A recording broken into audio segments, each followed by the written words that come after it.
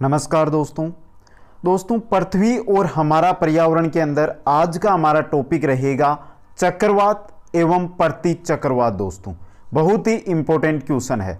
इसके साथ अगर आप पृथ्वी और हमारे पर्यावरण से रिलेटेड जो भी टॉपिक है उनके महत्वपूर्ण क्वेश्चन देखना चाहते हैं तो दोस्तों प्लेलिस्ट बनी हुई है पृथ्वी और हमारा पर्यावरण इस नाम से, वहां पर जाइए। आपको जो भी टॉपिक हमने अपलोड किए हैं उनके वीडियो वहां पर मिल जाएंगे। दोस्तों आज के वीडियो के अंदर हम लगभग 30 क्वेश्चन लेकर आए हैं जिनको हम विस्तार से यहां पर समझेंगे और जो जो इंपॉर्टेंट क्वेश्चन है वो मैं आपको बताता जाऊंगा। चलते हैं दोस्तों क्वेश्चनों की ओर। एक बार सभी साथी वीडियो को लाइक और शेयर कर दें और जो नए साथी आए हैं वो चैनल को जरूर सब्सक्राइब करें। पहला क्वेश्चन आपकी स्क्रीन पे है दोस्तों, 1 नंबर क्वेश्चन, बहुत ही इंपॉर्टेंट क्वेश्चन है दोस्तों। विली विली है, विली विली है क्या दोस्तों? मित्रों यहां पे मैं बता दूं कि ये एक क्वेश्चन है, इससे मैं आपको 4 प्रकार के क्वेश्चन बताऊंगा और ज्यादातर एग्जाम में इनसे ही क्वेश्चन है वो पूछा जाता है। विली विली दोस्तों उत्तर पश्चिम जो ऑस्ट्रेलिया है उसका उष्ण कटिबंधीय चक्रवात होता है। उत्तर पश्चिम ऑस्ट्रेलिया का उष्ण कटिबंधीय चक्रवात को विली विली के नाम से जाना जाता है। पहला क्वेश्चन आपका ये हो गया।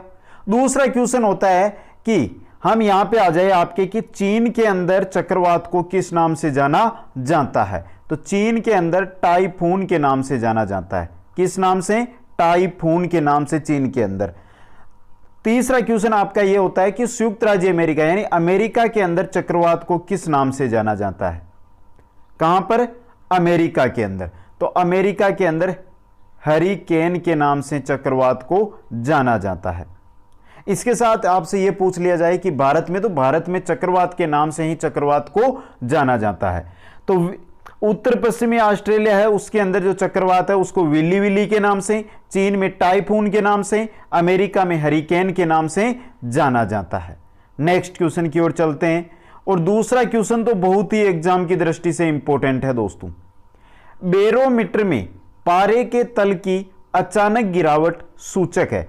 अगर बैरोमीटर के अंदर पारा एकदम से गिरता है तो यह किसका सूचक होता है दोस्तों?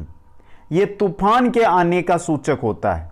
2 नंबर ऑप्शन आपका यहां पे सही रहेगा। इंपॉर्टेंट क्वेश्चन है ये, बहुत बार एग्जामों के अंदर यह क्वेश्चन पूछा भी गया है दोस्तों। नेक्स्ट क्वेश्चन में चलते हैं। क्वेश्चन नंबर 3 है आपका, चक्रवात निम्नलिखित में से किस कारण से आता है? चक्रवात क्यों आता है?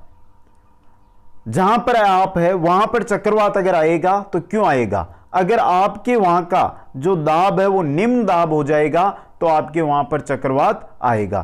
तो निम्न दाब बनने के कारण चक्रवात आता है दोस्तों।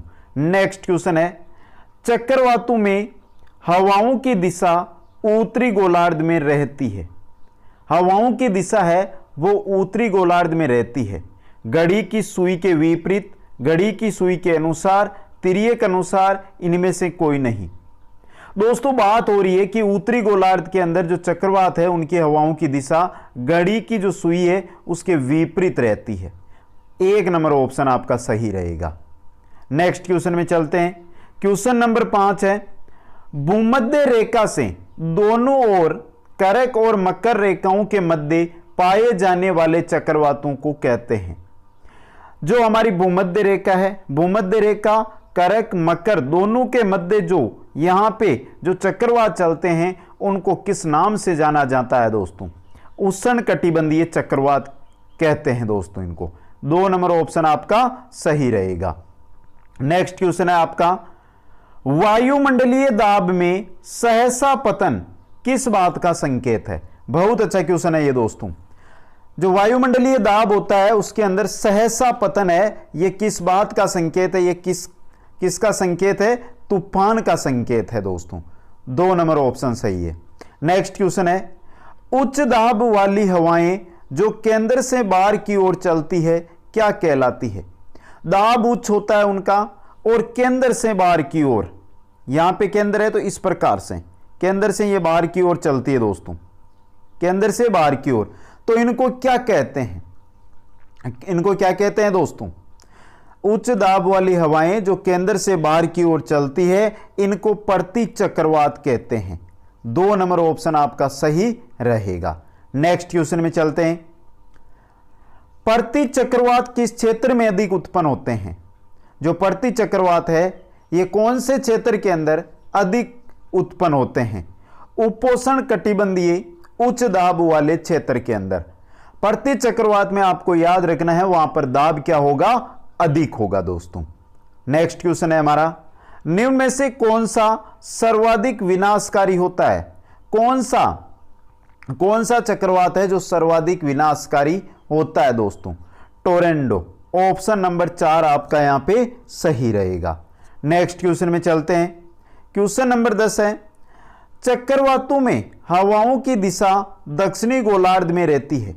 उत्तरी गोलार्ध में हमने पढ़ा था, तो वहां पर चक्रवातों में जो हवाओं की दिशा है वो सुई की जो है, घड़ी की जो सुई होती है उसके विपरीत रहती थी। अब यहां पे बात कर रहे हैं दक्षिणी गोलार्ध की। तो दक्षिणी गोलार्ध के अंदर दोस्तों जो हवाओं की दिशा होती है वो घड़ी की सुई के अनुकूल होती है। 1 नंबर ऑप्शन सही रहेगा। दोनों याद रखने, दोनों इंपॉर्टेंट क्वेश्चन है। हवाओं की दिशा उत्तरी गोलार्ध और हवाओं की दिशा दक्षिणी गोलार्ध में किस प्रकार या के रहती है, किस दिशा में रहती है। नेक्स्ट क्वेश्चन की ओर चलते हैं। मध्य अक्षांशों में सौभ मंडल के ऊपरी स्तरों में अत्यधिक तीव्र गति से बहने वाली हवाएं कहलाती है। मध्य अक्षांश है वहां पर सौभ मंडल का जो ऊपरी स्तर है उसमें जो अत्यधिक तीव्र गति से बहने वाली हवाएं होती है उनको क्या कहते हैं? Jet stream. इंपॉर्टेंट क्वेश्चन है मित्रों ये भी। नेक्स्ट क्वेश्चन देखते हैं। प्रति चक्रवात की विशेषता है। प्रति चक्रवात की विशेषता क्या है दोस्तों?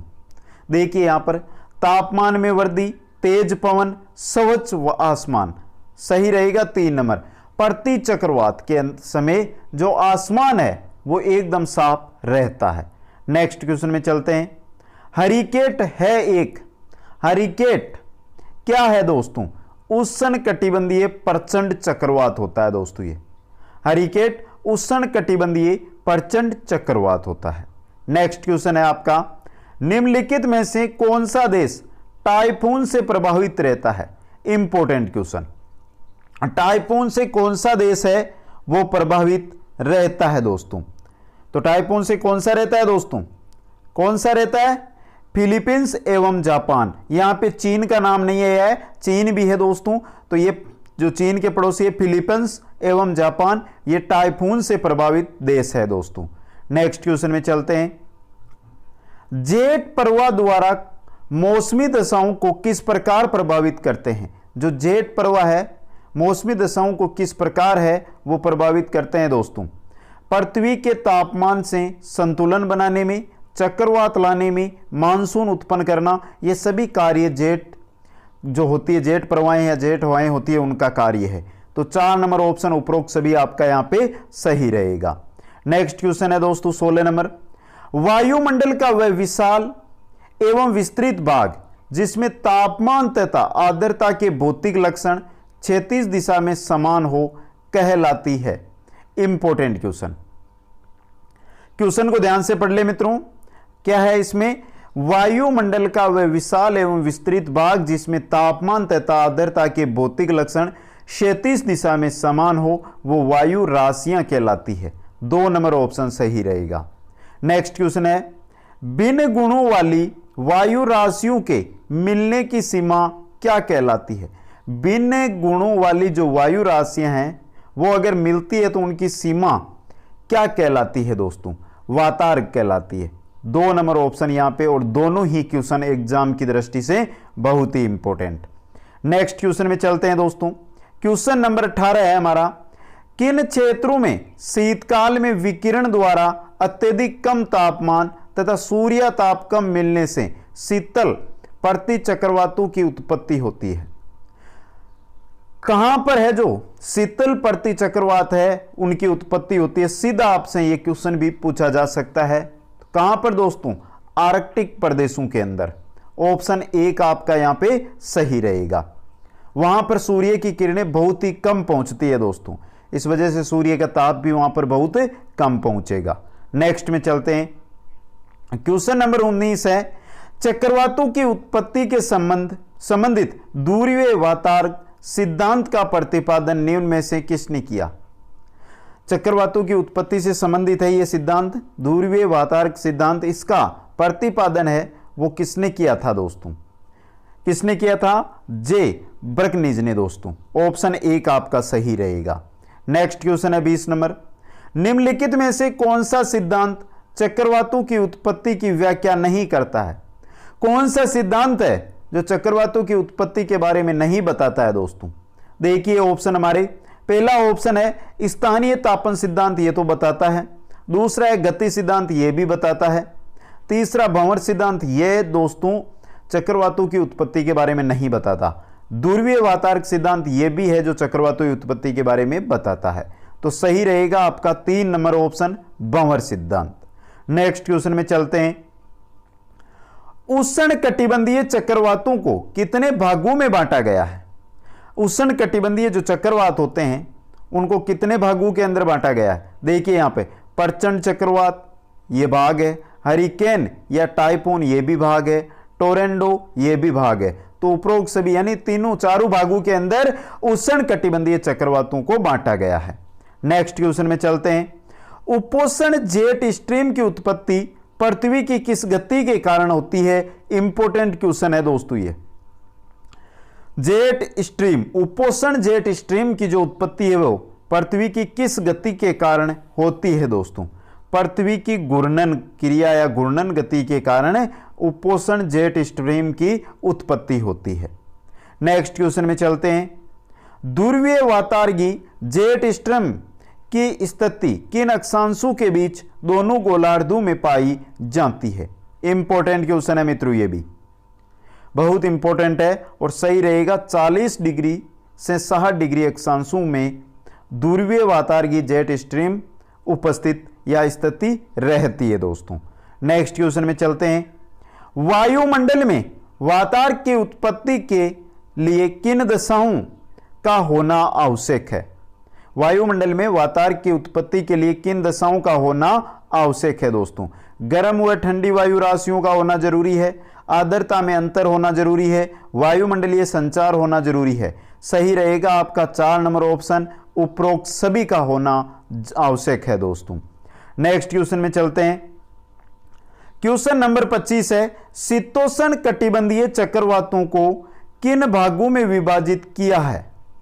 शीतोष्ण कटिबंधीय चक्रवात को किन भागों के अंदर विभाजित किया गया है दोस्तों? तापीय चक्रवात, गति चक्रवात, प्रवासी चक्रवात, ये तीनों के तीनों शीतोष्ण कटिबंधीय चक्रवातों के भाग है। सही रहेगा आपका उपरोक्त सभी 4 नंबर ऑप्शन। नेक्स्ट क्वेश्चन में चलते हैं। क्वेश्चन नंबर 26 है। दो विपरीत वायु राशियों के समानांतरण रूप में अलग होने एवं वायु की लंबवत गति के अभाव में बने वातावरण कहलाते हैं। इंपॉर्टेंट क्वेश्चन है, ध्यान से पढ़ लें इसको।